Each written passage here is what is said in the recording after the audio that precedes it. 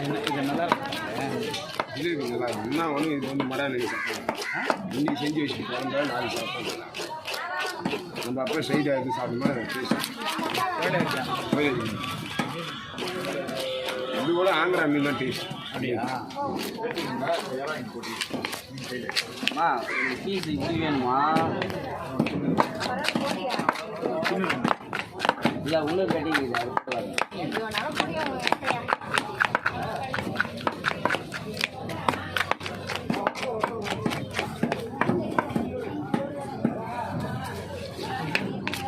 கடையில் ஐயா வேணாடா.